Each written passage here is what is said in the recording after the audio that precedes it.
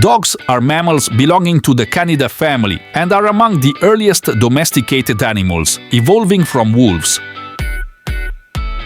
They initially formed close bonds with the hunter-gatherer communities and developed strong connections with humans over thousands of years. The evolution and close relationships with humans led to the emergence of various dog breeds, each with unique physical characteristics, behavior patterns, and skills.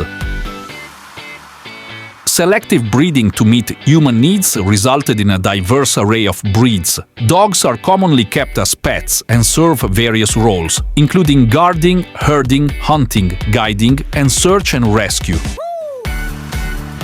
Additionally, they are cherished as loyal companions and beloved family members by many. Their social nature, intelligence, and trainable disposition make dogs responsive to learning various commands. Their ability to form emotional bonds allows them to establish deep connections with humans.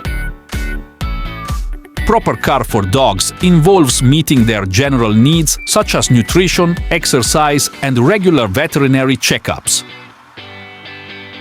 Different dog breeds may have specific requirements, emphasizing the importance of responsible and attentive care from owners.